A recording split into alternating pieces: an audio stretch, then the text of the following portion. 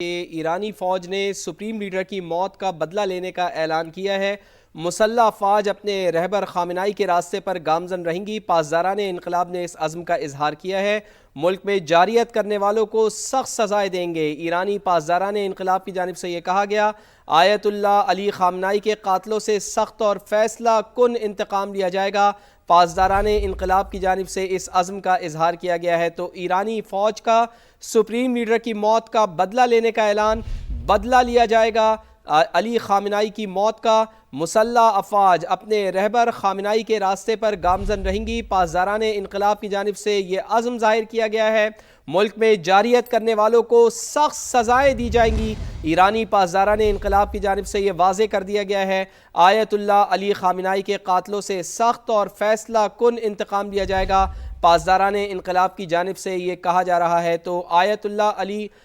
خامنائی کے حوالے سے آپ کو بتائیں کہ ان کی جب شہادت ہوئی اور اس شہادت کے بعد علی لاریجانی کا نام سامنے آ رہا ہے کہ وہ اب نئے رہبر اعلیٰ ہوں گے، ممکنہ طور پر اس کا امکان ظاہر کیا جا رہا ہے۔ اور اب ایسے میں کہ ایرانی فوج یہ کہہ رہی ہے کہ سپریم لیڈر کی موت کا بدلہ لینے کا اعلان کیا گیا ہے، اور ایرانی میڈیا کے حوالے سے بھی آپ کو خبر دینا چاہ رہی جب یہ خبر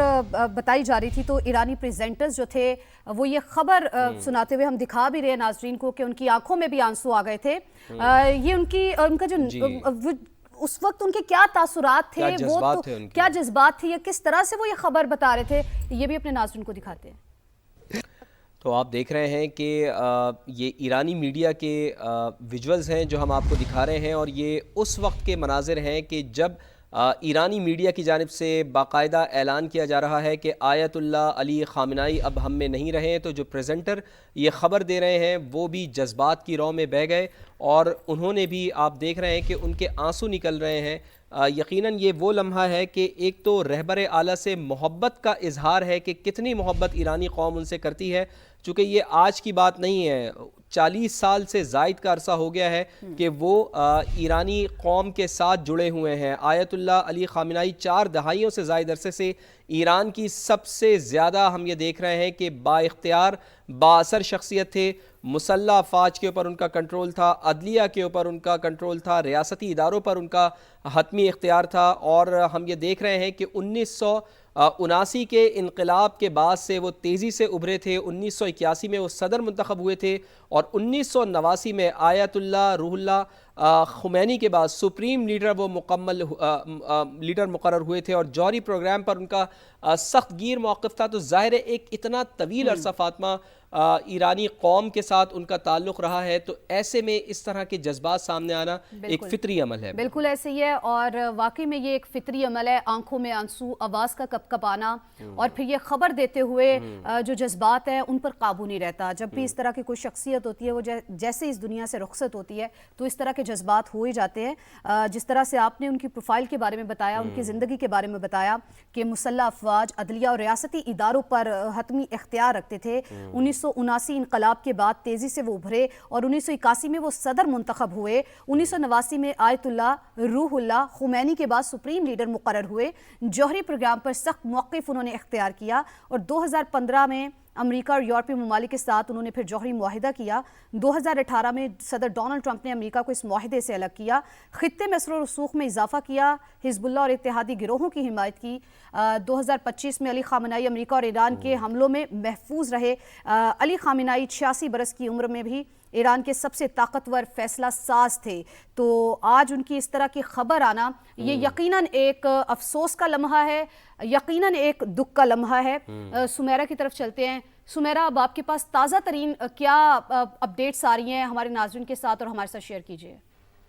جی بالکل، اس وقت مختلف ٹیلی ویژنز کے اوپر جو بحث چل رہی ہے، کچھ میری وہاں پہ صحافی دوستوں سے بھی بڑی مشکل سے میسج کے تھرو رابطہ ہو رہا ہے، اور انہوں نے بھی یہی بات کی ہے کہ آئینی ضروریات جو ہیں وہ اگلے سپریم لیڈر کے لیے، اس میں سب سے بڑی جو ضرورت ہے وہ مذہبی علم و فقہ میں ان کا بہت اعلیٰ مقام دیکھا جاتا ہے۔ اور انہوں نے یہ بھی کہا کہ اعلیٰ درجے کا شیعہ مجتہد ہونا چاہیے ان کو، ایران کے انقلاب اسلامی کے اصولوں کے ساتھ ان کی وابستگی دیکھی جائے گی، سیاسی انتظامی اور سیکیورٹی معاملات میں اہلیت و تجربہ بھی ہونا چاہیے، اور سب سے اہم کہ مجلس خبرگان کی بھی ان کو یونانیمس حمایت حاصل ہو، اور طاقت کی جو مراکز جن کو ہم اکثر IRGC کے نام سے جانتے ہیں اور ان کو پاسداران کے نام سے جانتے ہیں، اس کے علاوہ گارڈین کاؤنسل اور سپریم لیڈر کا ایک جو انٹرنل کلوزسٹ سرکل ہوتا ہے جس کے بارے میں بتایا یہ جاتا ہے کہ وہ اس قدر خفیہ رکھا جاتا ہے کہ بیرونی دنیا کو ان میں سے اکثر ناموں کا پتہ نہیں ہوتا،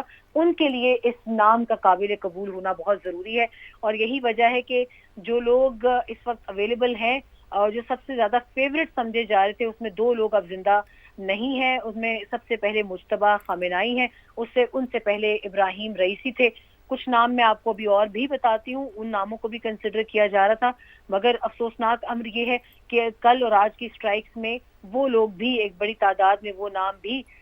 شہادت کے درجے پہ فائز ہو چکے ہیں. علی لاریجانی کا نام تو سامنے آ رہا ہے مگر ان کے لیے اعتراضات زیادہ ہیں اور ان کی جو مقبولیت ہے اس حوالے سے شکوک کا اظہار کیا جا رہا ہے. ان کے علاوہ صادق لاریجانی بھی ہیں جو سابق سربراہ عدلیہ ہیں اور مجلس خبرگان کے بھی رکن بھی ہیں، مذہبی اور سیاسی اعتبار سے مضبوط حیثیت رکھتے ہیں ایران میں اور نظام کے اندرونی حلقوں میں ان کا اثر و رسوخ بہت بتایا جاتا ہے. اس کے علاوہ علی رضا عرفی بھی ہیں جو کہ مجلس خبرگان کے نائب چیئرمین ہیں اسمبلی آف ایکسپرٹس کے، اور حوزہ علمیہ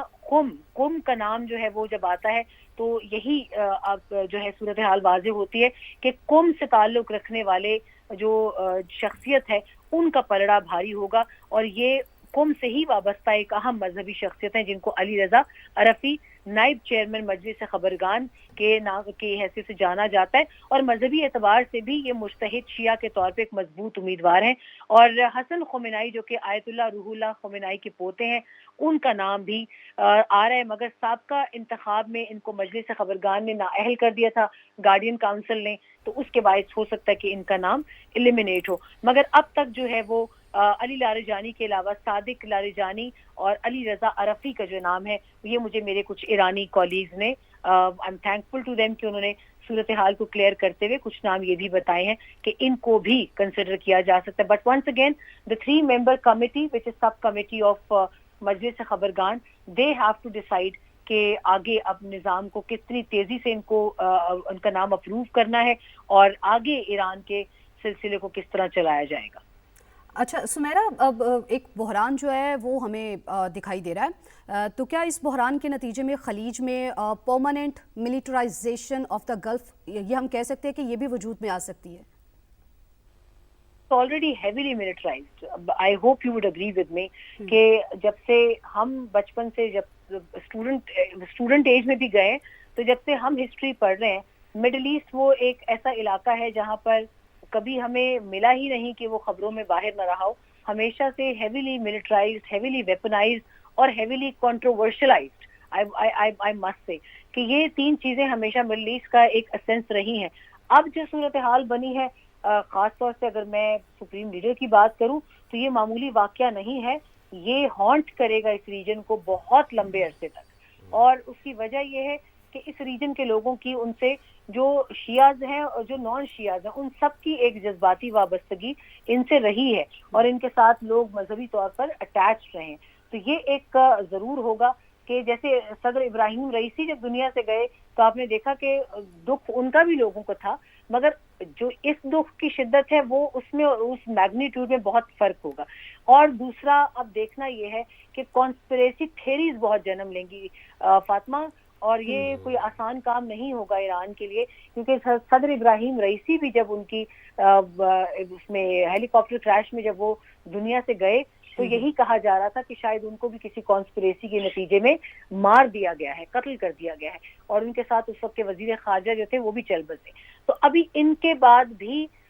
ہر ایک کو شک کی نظر سے دیکھا جائے گا، ایک بہت ہیوی اسکروٹنی ہوگی ود ان ایران اور آؤٹ سائڈ ایران بھی. مجھے لگتا ہے کہ پراکسی اور کلینڈسٹن آپریشنز میں جو کہ القدس جنریٹ کرتی ہے، القدس فورس IRGC کی سب پاور ہے، وہ اپنے کلینڈسٹن آپریشنز کو تیز کر دے گی اور ایک نیا جو مخمصہ ہے اس ریجن کا وہ بڑھ جائے گا. دوسرا مجھے تیسرا ایک جو اندیشہ ہے کہ 2010 میں اگر واپس جائیں تو بہت سارے جو ٹیررزم کلوز کالز تھیں اس میں ایران کا نام لیا جاتا تھا اور کھل کر لیا جاتا تھا برطانیہ اور امریکہ کی جانب سے، بلکہ ایک وقت میں یہ الزام بھی لگایا گیا کہ ایران نے اس وقت کے انکمبنٹ ایمبیسڈر جو تھے واشنگٹن میں، جو کہ بہت اہم شخصیت ہیں عادل الجبیر سعودی عرب کی، ان کی اسیسینیشن کا پلاٹ بھی ڈیوائس کیا تھا. تو اس حد تک باتیں بہت زیادہ تلخی تک چلی گئی تھی. اور کہیں نہ کہیں مجھے خدشہ ہے کہ اس ایلیمینیشن کے بعد ایک تو سول وار ایران میں اگر تو فوری طور پر نظام کو ہینڈل نہ کیا گیا، سول وار کا آؤٹ بریک کا خطرہ ہے. نمبر 2